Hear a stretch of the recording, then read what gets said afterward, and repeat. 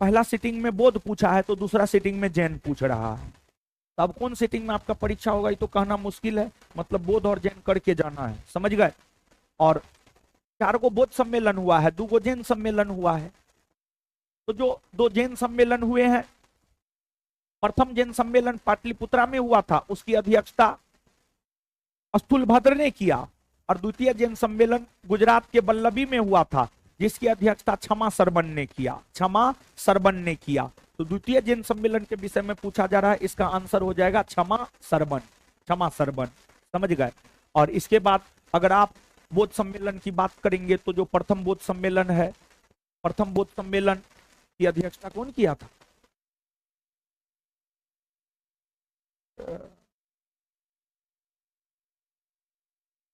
राजा था, उस संरक्षण प्रदान किया था अजात शत्रु। प्रथम बौद्ध सम्मेलन की अध्यक्षता महाकश्यप ने किया। द्वितीय बौद्ध सम्मेलन की अध्यक्षता सबाकामी ने किया। तृतीय मोगलीपुत्तिस ने किया और चतुर्थ वसुमित्र ने किया। और वही चतुर्थ बौद्ध सम्मेलन के उपाध्यक्ष थे अश्वघोष।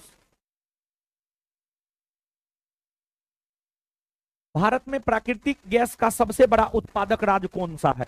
देखिए पहला सिटिंग में आप याद कीजिए, कोयला का न पूछा था जी, और वहां पर लिखवाए थे एक चैप्टर भारत के खनिज संसाधन और ऊर्जा संसाधन, उसी चैप्टर से संबंधित ये प्रश्न है। तो देख रहे हैं पहला चैप्टर में कोयला पूछा जा रहा है, दूसरा चैप्टर में प्राकृतिक गैस पूछा जा रहा है, तो कुछ आइडिया लग रहा है। तो भारत में प्राकृतिक गैस का सबसे बड़ा उत्पादक राज्य है, अभी भी असम ही है, और उस समय में भी असम ही था और अभी भी असम ही है, असम। पाहुल प्रणाली शुरू किया गया था। देखिए पाहुल प्रणाली शुरू किया गया था, आंसर तो जानेंगे लेकिन उससे पहले जानिए ये प्रश्न जो है सिख धर्म से है, ये प्रश्न जो है आपको सिख धर्म से है। और सिख धर्म की अगर आप बात करेंगे तो सिख धर्म को जो है हम लोगों को आधुनिक भारतीय इतिहास में पढ़ने होते हैं। और देखिए सिख धर्म का संबंध बिहार से रहा है। सिख धर्म में टोटल 10 गुरु हुए, 10 में से सिख धर्म के जो 10वें गुरु है गुरु गोविंद सिंह, उनका जन्म पटना साहिब में हुआ है, उनका जन्म जो है आपको पटना साहिब में हुआ है। तो देखिए सिख धर्म से क्वेश्चन पूछ रहा है, यानी इतिहास से क्वेश्चन पूछ रहा है, लेकिन बिहार से जोड़ करके पूछ रहा है। क्योंकि पाहुल प्रणाली की अगर आप बात करेंगे तो जो पाहुल प्रणाली है इसकी शुरुआत गुरु गोविंद सिंह के द्वारा की गई है। और गुरु गोविंद सिंह की अगर हम बात करें तो जो गुरु गोविंद सिंह है इनका जन्म बिहार के पटना साहिब में 1666 ईस्वी में हुआ था, 1666 ईस्वी में हुआ था। इन्होंने ही जो है आपको पाहुल प्रणाली की शुरुआत की। तो बिहार का इतिहास पढ़ना है ये तो हम आपको लिखा ही दिए हैं, लेकिन वहां पर जो है लगे हाथ आप एक और चैप्टर यहां पर लिख लीजिए, सिख धर्म तथा अन्य महत्वपूर्ण धर्म। जब सिख धर्म से क्वेश्चन पूछा गया है तो जरूरी थोड़े है कि अन्य धर्मों से ना पूछा जाए, अन्य धर्मों से भी प्रश्न पूछा जा सकता है। तो सिख धर्म तथा अन्य महत्वपूर्ण धर्म, आंसर हो जाएगा गुरु गोविंद सिंह, गुरु गोविंद सिंह। जंतर मंतर बनवाया है। जंतर मंतर एक प्रकार का वेधशाला था, यह जो है सवाई जयसिंह के द्वारा बनाया गया था। भारतीय इतिहास के ये प्रश्न है, समझ गए, सवाई जयसिंह। किसने India struggle for freedom political social and economic शीर्षक पुस्तक लिखी है? यह पुस्तक जयप्रकाश नारायण के द्वारा लिखी गई है, यह पुस्तक जयप्रकाश नारायण के द्वारा लिखी गई है। तो देखिए फिर से साहित्य और उसके रचनाकार प्राचीन से लेकर आधुनिक काल तक या वर्तमान समय तक, समझ गए। तो साहित्य कितना अधिक महत्वपूर्ण है। और साहित्य में भी देखिए हर प्रकार के साहित्य पूछे गए हैं, प्राचीन भी, मध्यकालीन भी, आधुनिक भी और वर्तमान भी, हर प्रकार के साहित्य पूछे गए हैं। तो साहित्य का ये प्रश्न है। आगे है, फिर से देखिए महत्वपूर्ण अनुच्छेद से संबंधित प्रश्न आ गए हैं। भारतीय संविधान के किस अनुच्छेद में राज्य वित्त आयोग का प्रावधान किया गया है? देखिए भारत में 2 प्रकार के वित्त आयोग की चर्चा है। एगो केंद्रीय वित्त आयोग, केंद्रीय वित्त आयोग की चर्चा अनुच्छेद 280 में है, जिसका गठन भारत के राष्ट्रपति करते हैं, संभवतः या लगभग 5 वर्ष के अवधि पर करते हैं। उसी प्रकार से राज्य स्तर पर राज्य वित्त आयोग होता है, और राज्य स्तर पर जो राज्य वित्त आयोग होता है उसका गठन राज्यपाल करते हैं, और राज्य वित्त आयोग का गठन राज्यपाल अनुच्छेद 243 आई के तहत करते हैं, अनुच्छेद 243 आई के तहत करते हैं। तो महत्वपूर्ण अनुच्छेद तो हम आपको लिखा ही दिए हैं। आगे, जनगणना 2011 के अनुसार ग्रामीण जनसंख्या का सर्वाधिक प्रतिशत किस राज्य में है? देखिए फिर से भारत की जनगणना से प्रश्न आ गया। तो भारत की जनगणना नामक चैप्टर इतना अधिक महत्वपूर्ण है कि एक ही सिटिंग में दो दो प्रश्न आ रहे हैं, एक ही सिटिंग में दो दो प्रश्न आ रहे हैं। मतलब जब पढ़ना है तो इस चैप्टर पर जो है ज्यादा विशेष ध्यान दे करके जो है हम लोगों को चलना है। देखिए 2011 की जनगणना की अगर आप बात करेंगे तो उसके अनुसार ग्रामीण जनसंख्या, शहरी जनसंख्या क्या है इसको हम लोग समझते हैं। भारत की अगर बात की जाए, भारत में क्या हो रहा है, मोबाइल चला रहे हैं जी, गलत बात है ना जी। जीवन में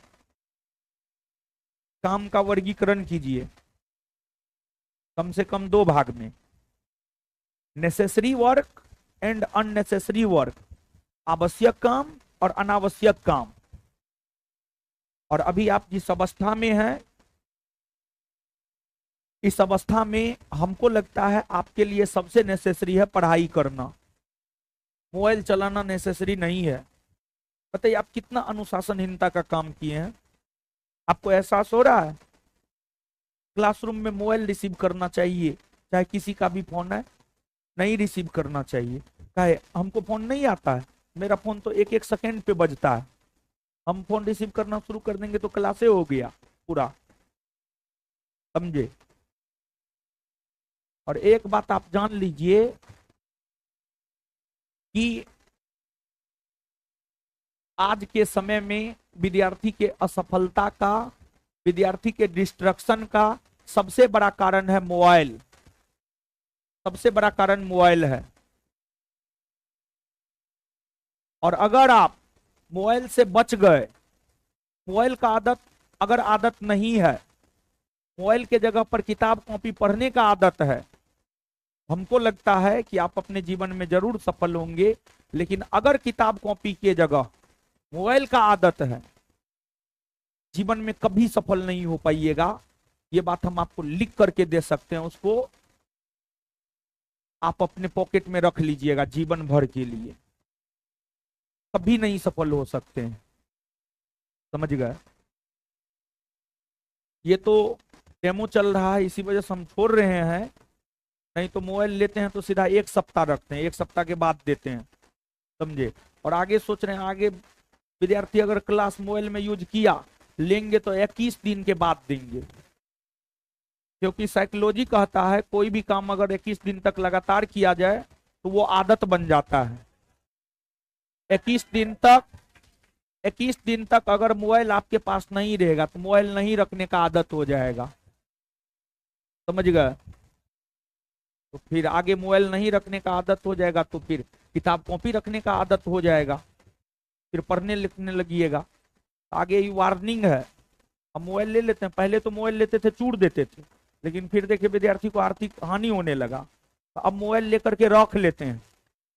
अब हमारा इतिहास पता कर लीजिएगा, 10 को 12 को मोबाइल हम चूड़ चुके हैं, फाउंडेशन टारगेट सब बैच मिला करके 8 से 10 में एगो मोबाइल चुराया है, समझे? देखिए भारत की अगर आप बात करेंगे तो भारत में कुछ लोग शहर में रहते हैं, कुछ लोग गांव में रहते हैं। जैसे आप अभी शहर में रह रहे हैं, पहले आप गांव में रहते होंगे। तो भारत की कुल आबादी गांव में, कुल आबादी का कुछ परसेंटेज गांव में और कुछ परसेंट शहर में निवास करती है। 2011 के जनगणना का आंकड़ा यह बतलाता है कि भारत की कुल आबादी का 31.2% शहर में निवास करती है और बाद बाकी जो 68.8% है यह गांव में निवास करती है, गांव में निवास करती है, ग्रामीण क्षेत्र में निवास करती है। तो 2011 के आंकड़ों के अनुसार जो है शहरी आबादी 31.2%, ग्रामीण आबादी 68.8%।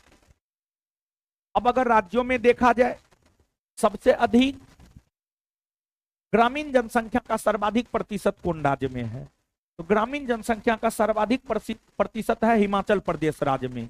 हिमाचल प्रदेश राज्य की अगर हम बात करें, अगर यहाँ पर 100 जनसंख्या है तो 90 के लोग गांव में ही रहता है, मात्र 10 गो लोग जो है आपको शहर में रहता है। तो हिमाचल प्रदेश राज्य में सबसे अधिक ग्रामीण जनसंख्या है, 90% तक ग्रामीण जनसंख्या हिमाचल प्रदेश में है, 10% ही शहरी जनसंख्या हिमाचल प्रदेश में है। तो इस प्रश्न का उत्तर हो जाएगा आपको हिमाचल प्रदेश। अरल सागर अवस्थित है। देखिए ये तो मानचित्र पर आकर के आपको पता चलेगा। मानचित्र लगाए हैं जी? हाँ लगाया हुआ तो होगा,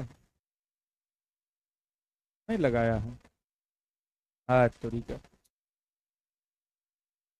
कहीं नहीं लगाया है। अच्छा ठीक है, कोई बात नहीं है। अरल सागर अवस्थित है। देखिए अरल सागर की अगर हम बात करें तो ये मध्य एशिया में अवस्थित है, मध्य एशिया में अवस्थित है। आपको एक देश है उज्बेकिस्तान और एक देश है कजाखस्तान। ये आपको कजाखस्तान है, समझिए कजाखस्तान है।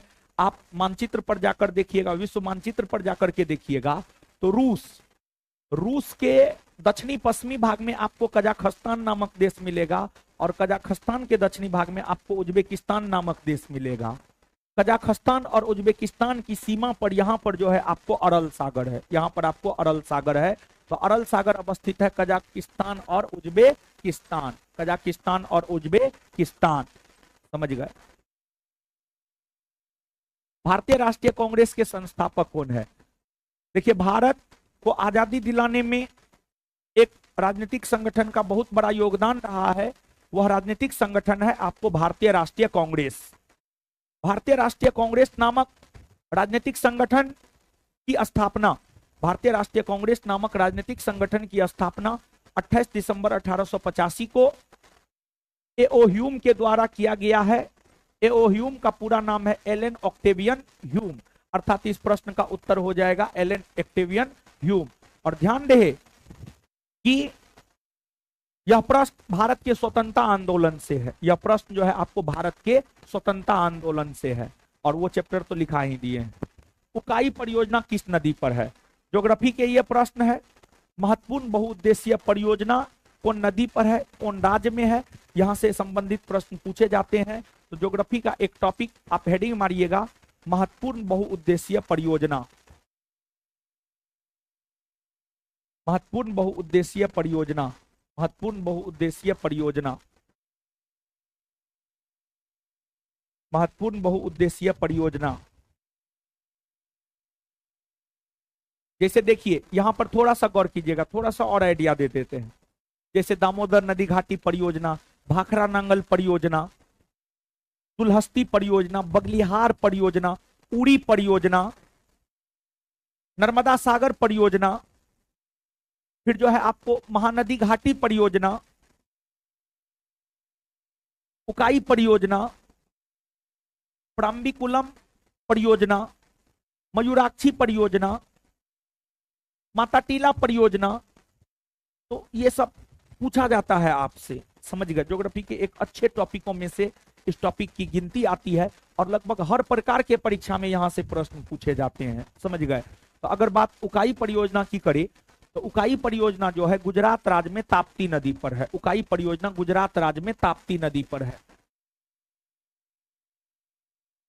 भारत में दूसरी सबसे बड़ी नदी कौन सी है? देखिए ध्यान दीजिएगा, सुनिएगा आप। यहां पर आपको यह प्रश्न हमें यह बतलाता है कि भारत की नदियों से प्रश्न पूछा जाता है।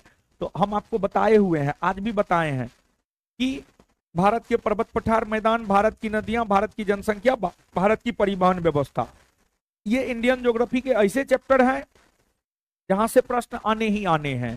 तो अगला चैप्टर आप हेडिंग मारिएगा, ये भारत की नदियां वाला हम आपको नहीं लिखाए हैं क्योंकि पहला सिटिंग में नदी से प्रश्न नहीं पूछा गया था, लेकिन दूसरा सिटिंग में पूछा गया है। तो अगला चैप्टर सिलेबस की समझ के लिए आप लिख लीजिएगा भारत की नदियां, भारत की नदियां।